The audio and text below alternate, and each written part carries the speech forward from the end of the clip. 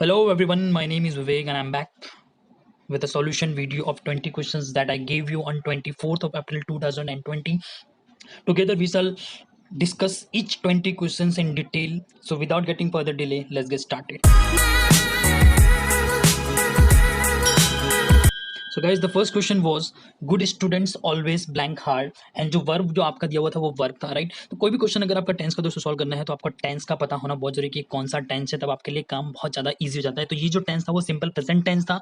Simple present tense में अगर आपका सब्जेक्ट ही सी इट अथवा कोई सिंगल नेम है तो वर्ब के साथ एस और ई एस लगेगा, बाकी सभी सब्जेक्ट के साथ एस आई एस नहीं लगेगा राइट। दूसरी चीज मैं बताना चाहता हूँ, सिंपल प्रेजेंट टेंस में टेंस के रूल अगर मैं फॉलो करूँ तो इज एम आर कभी भी नहीं आता है राइट। सो जो इसमें फर्स्ट ऑप्शन है वो है आर वर्किंग, वो आ ही नहीं सकता। दूसरा है वर्क एंड तीसरा है वर्क्स एंड वर्किंग। वर्किंग आएगा नहीं क्योंकि आईएनजी तो सिर्फ कंटिन्यूस टेंस में लगता है। तो यहाँ पे गेम था वर्क में या तो वर्क्स में राइट। अब जो यहाँ पे सब्जेक्ट है गुड स्टूडेंट्स वो प्लूरल है, तो प्लूरल के साथ वर्ब में एस नहीं लगता है, तो यहाँ पे जो आंसर आएगा नेक्स्ट क्वेश्चन था वो था a vegetarian is a person who never write. अब यहाँ पे भी ये सिंपल प्रेजेंट टेंस था।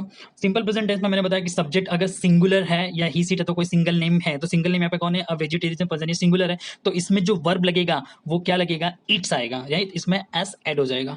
ऑलराइट, इट नहीं आएगा और इट तो V2 है और हैज इटन तो परफेक्ट टेंस में आता है तो वो पॉसिबल ही नहीं है। ऑलराइट, सेम क्वेश्चन आपका जो तीसरा है वो भी सेम है राइट, और सबने ये सही किया हुआ है तो मैं ये बताने वाला नहीं हूँ।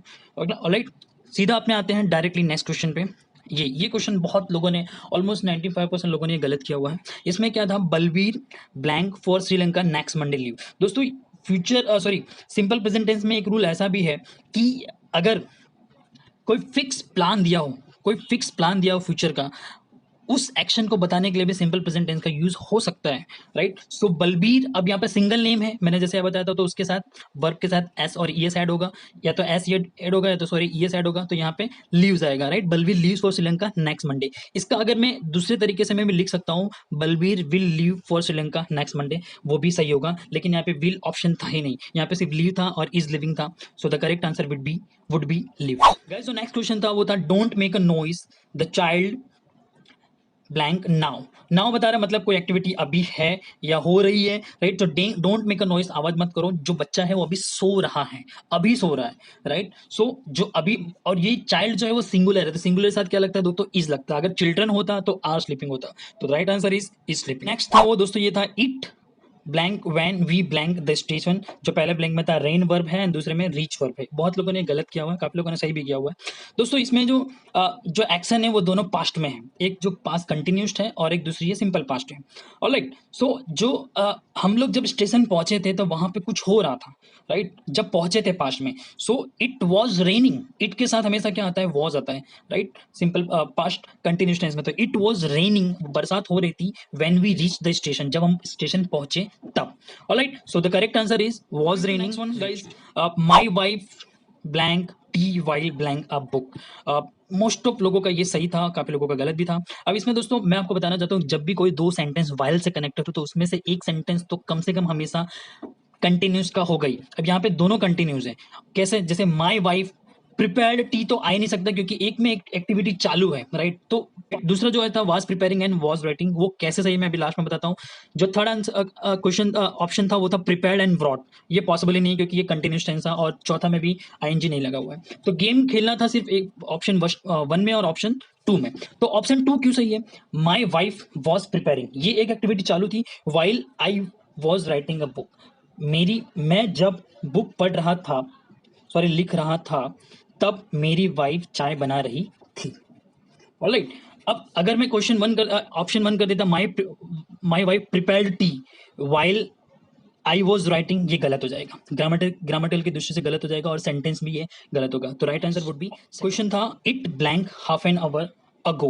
बहुत लोगों ने गलत किया हुआ है, काफी लोगों का सही भी था ये, ऑलमोस्ट 70% लोगों ने गलत किया हुआ है। मैंने जो सर्वे किया था उसमें क्यों गलत किया, मोस्ट ऑफ लोगों ने इसमें कंफ्यूजन था सेकंड ऑप्शन में और थर्ड ऑप्शन में, हैज रेंड आएगा या रेंड आएगा।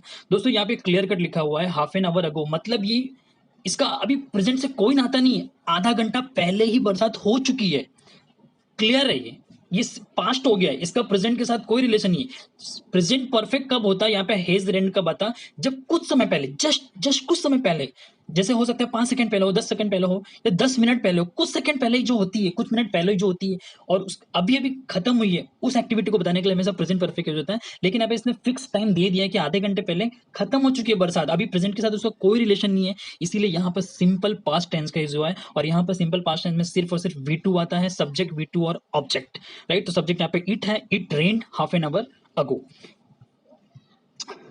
नेक्स्ट क्वेश्चन दोस्तों था, बहुत ही बढ़िया क्वेश्चन था, ये भी ऐसा ही है, सी ब्लैंक हर फीस यस्टरडे, सिंपल पास्ट का क्वेश्चन है ये, सिंपल पास्ट का, और यस्टरडे उसने पे कर दिया है, तो V2 आएगा, subject and then V2 and then object, verb का सेकंड फॉर्म, तो सेकंड फॉर्म क्या आएगा, पेड आएगा। तो she paid her fees yesterday, it was very very easy.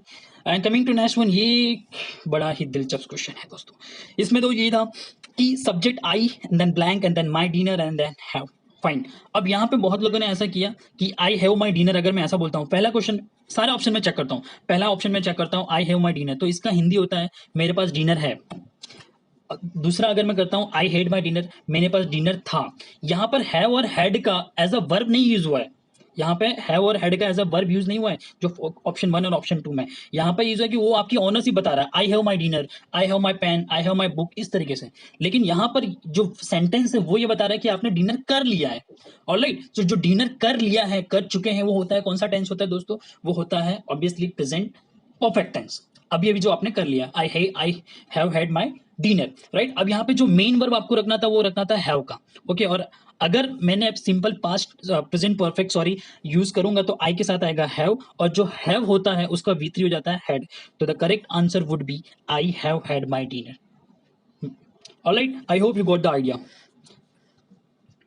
Next question पे दोस्तों आते हैं, द ट्रेन, ये पास्ट परफेक्ट का है, और पास्ट परफेक्ट में एक जो सेंटेंस होता है वो सिंपल पास्ट का होता है, और जो दूसरी एक्टिविटी उसके पहले फिनिश हो चुकी होती है वो पास्ट परफेक्ट की होती है। तो इसमें दो ऑप्शन में से मुझे डिसाइड करना है कि कौन सी सिंपल पास्ट है और कौन सी पास्ट परफेक्ट है। अगर वो मैं निकाल लेता हूँ तो the game will be very very easy. 9, okay, so the rain had stop when she came to see me, right? जब वो मुझसे मिलने आई, जब वो मुझे देखने आई सॉरी, तो बरसात ऑलरेडी बंद हो चुकी थी, राइट? मतलब जो बरसात है वो पहले एक्टिविटी फिनिश हो चुकी थी, तो पास्ट परफेक्ट है तो उसके साथ हैड स्टॉप आएगा। जैसे पहले क्वेश्चन में हैड स्टॉप तो है, लेकिन जो सिंपल पास्ट में V2 जो होता है कम का कैम, वो कैम कम लिखा हुआ है, राइट? तो ऑप्शन 1 गलत है और ऑप्शन 3 आपका सही होगा, हैड स्टॉप एंड कैम। बाकी जो सेकंड नंबर और फोर्थ नंबर का है वो तो एब्सोल्युटली रॉन्ग है। Alright, okay fine, coming to next question दोस्तों, ये क्वेश्चन था we blank our lesson for 2 hours, right? It was really a very nice question.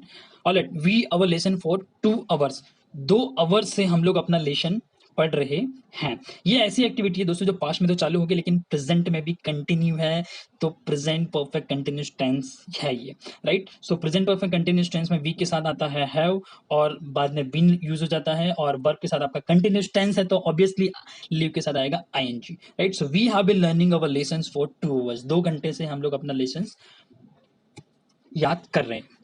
Fine, coming to next question दोस्तों, ये बहुत ही इजी क्वेश्चन था, काफी लोग इसमें कंफ्यूज है तो भी। I have not seen her the past 6 months, दोस्तों हमेशा फॉर और सिंस, मैं आपको एक ट्रिक बता देता हूँ। जो फॉर है दोस्तों वो पीरियड ऑफ टाइम के लिए यूज होता है, और जो सिंस है दोस्तों वो पॉइंट ऑफ टाइम के लिए यूज होता है। मतलब कोई एक निश्चित समय दिया हुआ है, कोई पॉइंट दिया हुआ है, राइट? तो वो आएगा वहां पे सिंस यूज होगा, और कोई एक पीरियड दिया हुआ है, जैसे हमारी क्लास में हमारी जैसे कोई मॉर्निंग शिफ्ट में जब पढ़ते थे हम लोग 7 से 12 बजे तक में, राइट? तो उसमें आधे आधे घंटे का हमारा पीरियड होता था, लेकिन जो हमारी क्लास है वो तो 7 से 12 की होती थी। अब कोई क्लास 7 से 7:30 होती थी, कोई 7:30 से 8 होती थी, लेकिन जो हमारा पीरियड होता था, हम बोलते थे पीरियड, वो 30 मिनट का होता था। तो वो जो 30 मिनट है ना दोस्तों वो पीरियड है, राइट? अब जैसे ये क्वेश्चन है, इसमें I have not seen her for past 6 months, तो पास्ट 6 month जो है वो एक पीरियड है।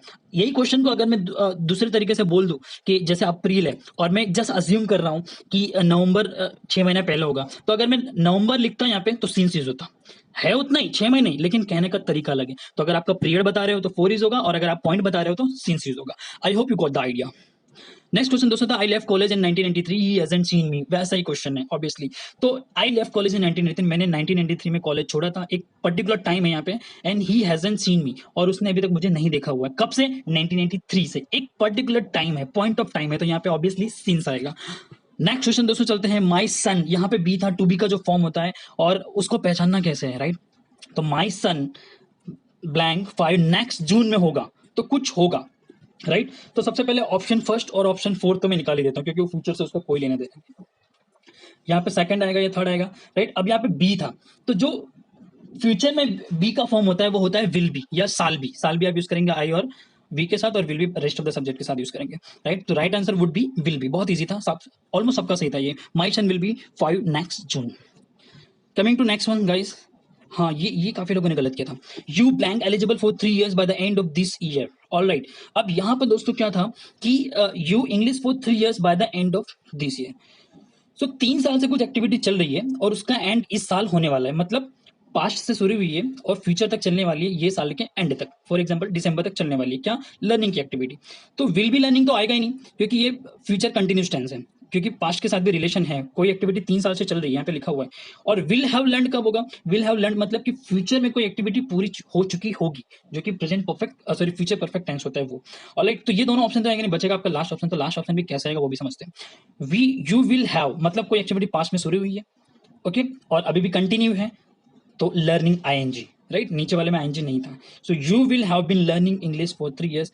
आप 3 साल से इंग्लिश सीख रहे होंगे ये साल के अंत तक।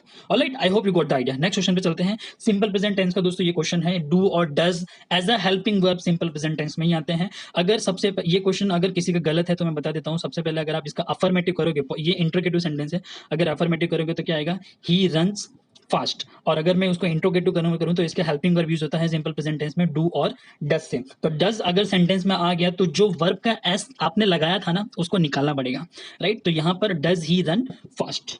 Very good. Coming to next question. All that glitter is not gold. Very बहुत ईजी क्वेश्चन था ये।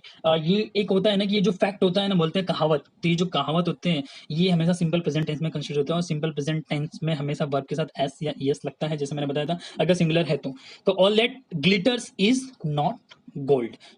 ओके, ग्लिटरिंग तो आएगा नहीं, सबका सही था, ऑलमोस्ट सबका सही था ये आंसर।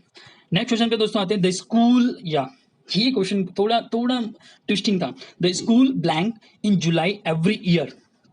ऑलराइट, तो the school will reopen in July every. अब यहाँ पे एवरी ईयर की बात हो रही है। अगर सिर्फ जुलाई की बात होती तो विल रीओपन सही था, लेकिन एवरी ईयर की बात हो रही है, मतलब ये हमेशा की एक्टिविटी है। और जो हमेशा की एक्टिविटी होती है वो सिंपल प्रेजेंट टेंस में कंसीडर होती है। तो ऑब्वियसली द स्कूल जो है वो क्या यहाँ पे सिंगुलर और सिंगुलर से आता है, ओपन एस ऐड होता है, तो रीओपन आएगा in July every year. Okay, तो गाइस जो लास्ट क्वेश्चन था वो था Tina said that blank her book in the school. अब ये जो दोस्तों क्वेश्चन था ना, ये इनडायरेक्ट स्पीच है। अगर इसका मैं डायरेक्ट स्पीच करूँ तो क्या होगा? टीना सेड अंडर कोमा में, कोमा के अंदर क्या आएगा? जो रिपोर्टेड स्पीच आएगा, I lost my book in the school. और उसका अगर मैं इनडायरेक्ट करूं तो आएगा Tina said that she had lost her book in the school. कैसे?